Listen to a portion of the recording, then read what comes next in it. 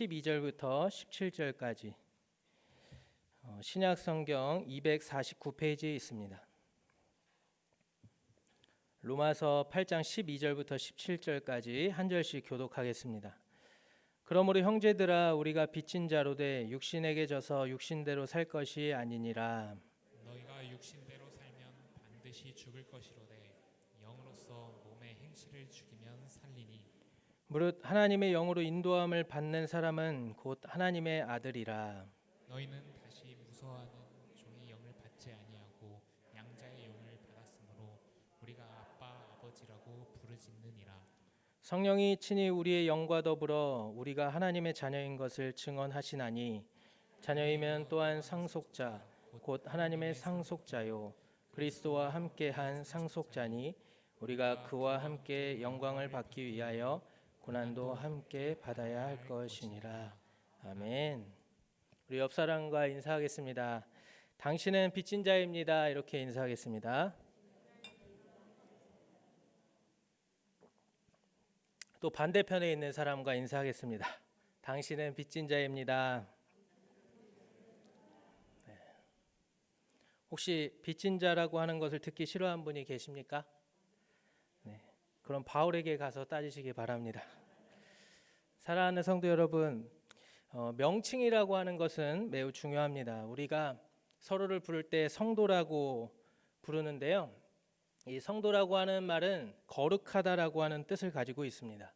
성도란 그리스도로 말미암아 구원받은 하나님의 백성이요 자녀가 된 모든 거룩한 자들을 말합니다. 이 성도들은 온전히 하나님에게만 속하는 하나님의 소유입니다. 이것이 성도의 의미입니다. 우리는 성도라고 하는 표현을 많이 합니다. 성도라고 하는 표현이 어떤 구별된 또 소속에 대한 의미가 있다면 오늘 바울이 말하고 있는 이 빚진 자의 의미는 무엇일까요? 아주 중요한 의미가 있습니다. 빚진 자의 원어는요, 오페이레테스로서 두 가지 의미가 있습니다. 첫 번째 의미는요, 부채자, 채무자, 빚진 자라고 하는 의미가 있습니다. 그리고 두 번째 의미는 비유적인 의미가 있는데요. 오늘 본문에서 나오는 빚진 자는 이 비유적인 의미를 가지고 있습니다. 바우어 헬라어 사전을 보면은 이 빚진 자의 의미에 대해서 이렇게 말합니다. 무엇을 이행해야 할 의무가 있는 자. 바울은 로마서에서 이 빚진 자라고 하는 표현을 3번 사용하고 있습니다. 로마서 1장 14절에 헬라인이나 야만인이나 지혜 있는 자나 어리석은 자에게 다 내가 빚진 자라. 또 로마서 오늘 본문 읽은 말씀 로마서 8장 12절에요. 그러므로 형제들아 우리가 빚진 자로 돼 육신에게 져서 육신대로 살 것이 아니니라. 또 로마서 15장 27절에 보시면요. 저희가 기뻐서 하였거니와 또한 저희는 그들에게 빚진 자니 만일 이방인들이 그들의 영적인 것을 나눠 가졌으면 육적인 것으로 그들을 섬기는 것이 마땅하니라. 이렇게 3군데의 빚진 자가 나오고 있습니다. 눈여겨볼 것은 이 빚진 자를 가리키는 대상입니다. 로마서 1장 14절에서는 바울이 누가 빚진 자라고 말하고 있죠? 내가 빚진 자다. 네, 바울 자신이 빚진 자라고 말하고 있습니다. 또 로마서 8장 12절에서는 누가 빚진 자라고 되어 있죠? 우리가 빚진 자다라고 말하고 있습니다. 또 로마서 15장 27절에서는 저희가 빚진 자라고 말하는데요. 여기서 저희는 이방인을 가리킵니다.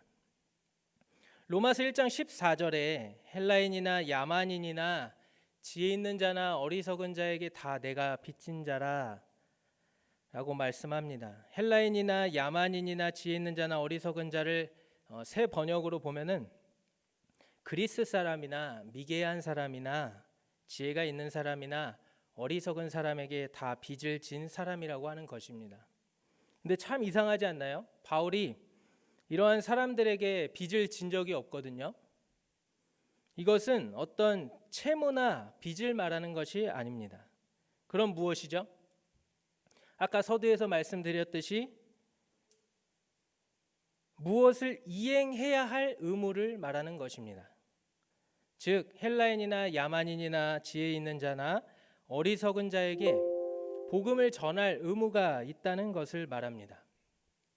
그래서 로마서 1장 14절 이 말씀 바로 뒤에 나오는 로마서 1장 15절을 보시면요, 그 의미가 명확해집니다.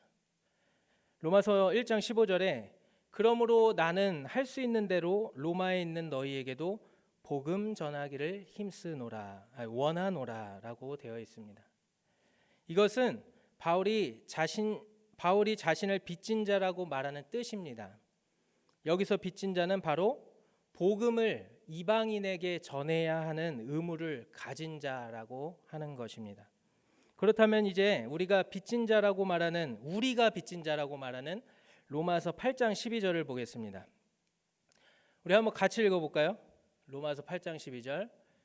그러므로 형제들아 우리가 빚진 자로 돼 육신에게 져서 육신대로 살 것이 아니니라. 바울은 지금 로마에 사는 교회에 편지하면서 형제들아 우리가 빚진 자로 돼라고 말합니다. 여기서 말하는 빚진 자의 뜻은 무엇일까요? 바로 12절 하반절에 있습니다.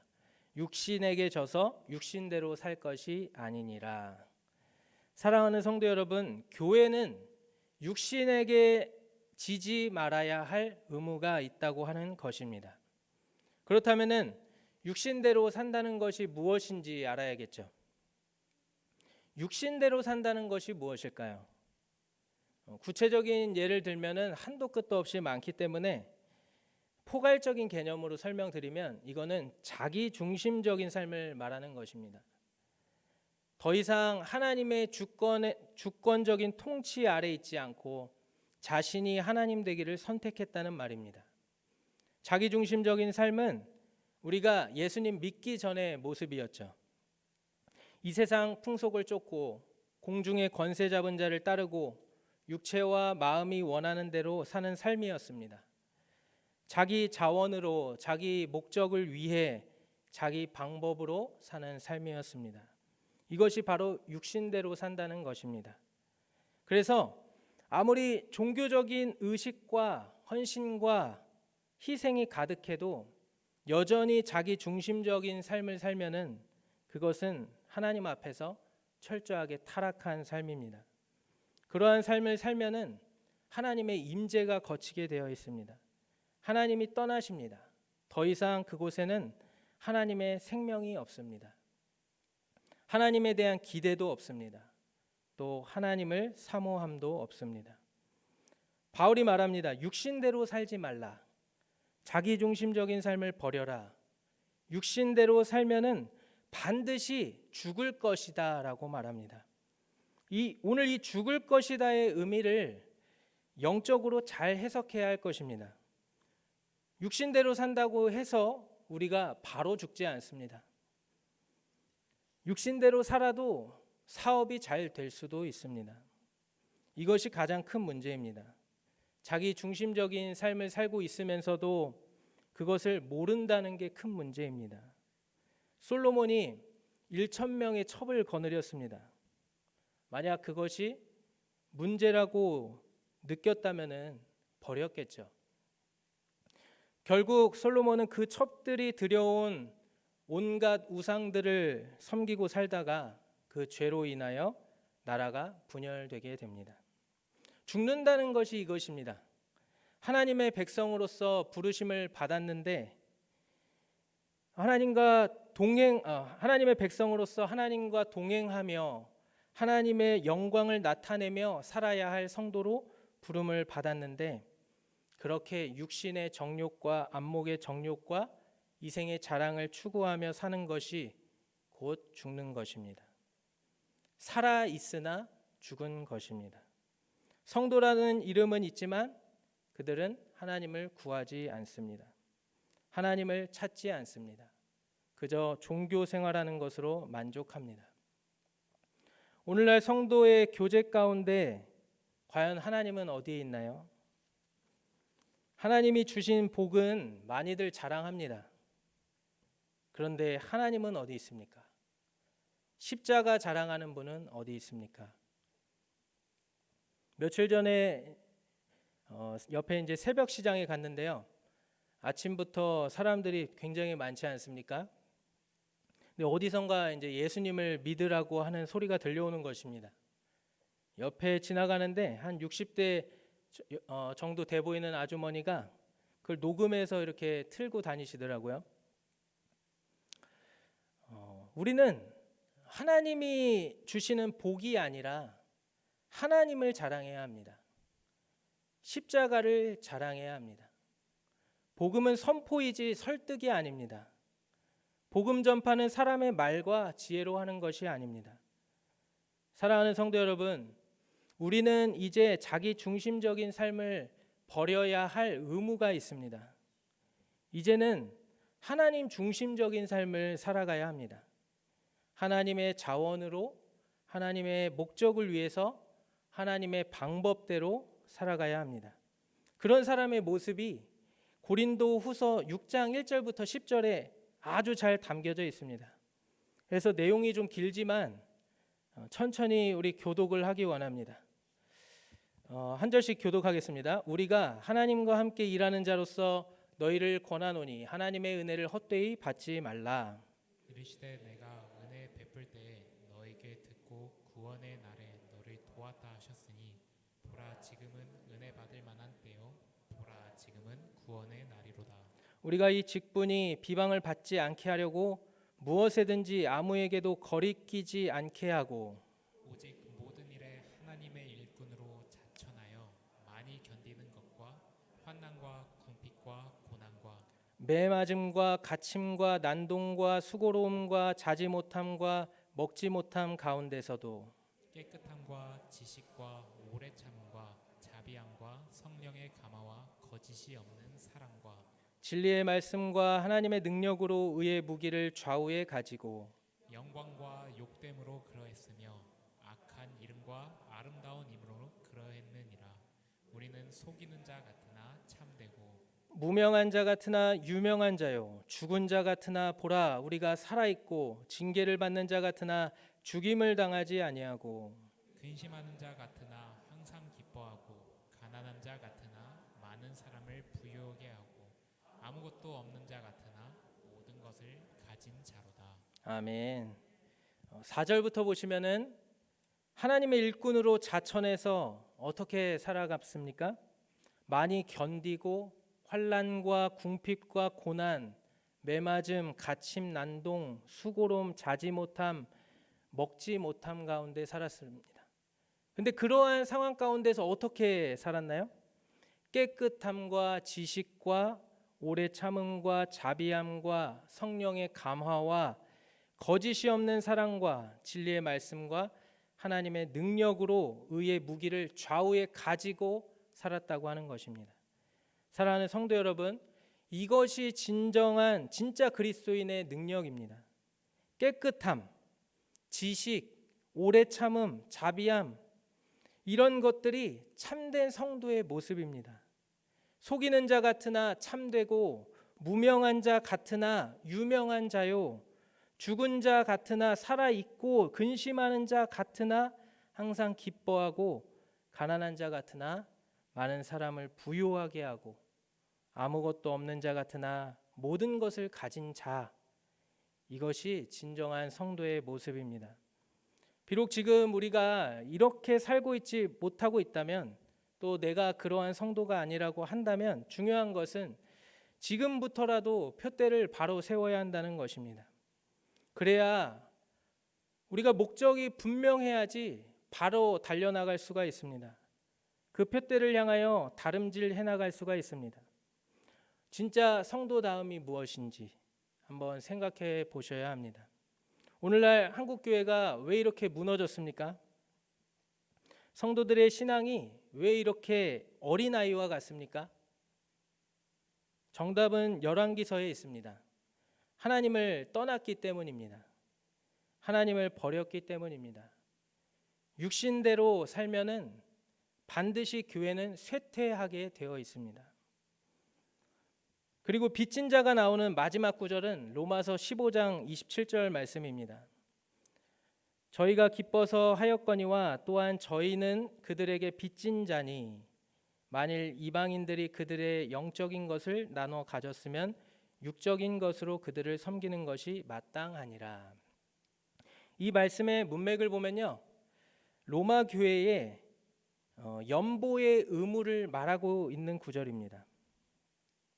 바울이요, 마게도냐와 아가야 사람들이 예루살렘 교회의 가난한 자를 도운 것을 예로 들면서 너희도 이같이 그들을 섬기는 것이 마땅하다라고 말합니다. 여기서 말하는 빚진 자, 즉 여기서 말하는 마땅히 해야 할 의무는 바로 교회의 가난한 자를 섬기는 것입니다. 예루살렘 교회와 로마 교회가 실제로 무슨 어떤 연관성이 있는지는 잘 모릅니다만 바울이 예루살렘 교회의 가난한 성도들을 돕기 위해 오늘 로마 교회가 연보를 하는 것이 마땅하다라고 말하고 있습니다. 오늘날 한국에도 또 군산에도 교회가 참 많이 있습니다. 그리고요, 재정적으로 어려운 교회도 참 많이 있습니다. 코로나19로 인해서 상황은 더욱 어렵지요. 그래서 어떤 교회에서는 특별 헌금을 모아서 그러한 미자립 교회를 도왔다고 합니다. 우리 교회도 그러한 교회들을 도와야 하지 않을까 생각해 봅니다. 선택의 문제가 아니라 우리 교회가 이행해야 할 의무가 아닐까 생각을 합니다. 사랑하는 성도 여러분, 말씀을 정리하겠습니다. 오늘 빚진 자에 대해서 말씀을 나눴습니다. 빚진 자는 의무를 이행해야 하는 사람을 가리킨다고 하였습니다. 그리고 그 의무로는 첫 번째, 복음을 전할 의무, 둘째, 자기 중심적인 삶이 아닌 하나님 중심적인 삶을 살아가야 할 의무, 셋째, 가난한 교회를 섬겨야 하는 의무였습니다. 저와 여러분은 지금 이 의무를 행하고 있습니까? 물론 교회 내에서 친교를 나누는 것은 굉장히 중요합니다. 서로 위로하는 건 매우 중요합니다. 그런데 우리 교회가 이 의무를 감당하고 있습니까? 이것을 점검해 봐야 합니다. 이번 주에 부서 설교에서도 제가 말한 바지만 예수님께서 교회를 세우신 목적은, 궁극적인 목적은 복음을 전파하는 것입니다. 예수님께서 요한복음 14장 12절에 이렇게 말씀하셨습니다. 내가 진실로 진실로 너희에게 이르노니 나를 믿는 자는 내가 하는 일을 그도 할 것이요 또한 그보다 큰 일도 하리니 이는 내가 아버지께로 감이라. 우리 성도에게는 귀신을 쫓아내고 복음을 전파해야 하는 의무가 있고 또 그 일을 감당할 수 있는 능력을 하나님께서 주실 것입니다. 지금 우리 주위에 복음을 듣지 못해서 영원한 지옥으로 갈 수밖에 없는 그 영혼에게 우리의 관심이 있어야 합니다. 우리 또한 우리 교회는 우리 가운데 역사하시는 성령님의 뜻을 따라 하나님 중심적인 삶을 살아갈 때 회복될 것입니다. 우리에게 주어진 의무를 잘 감당하는 저와 여러분이 되기를 기도합니다. 우리 함께 찬양하겠습니다.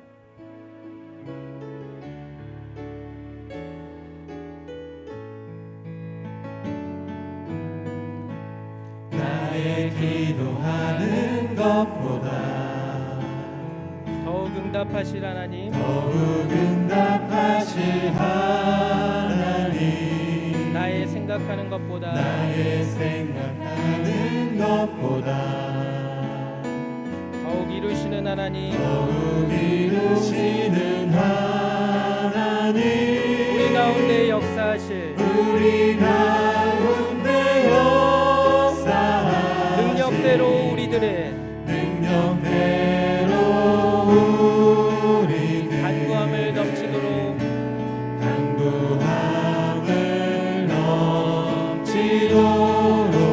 능히 하실 주님께 모든 영광과 존귀 찬양과 경배를 돌리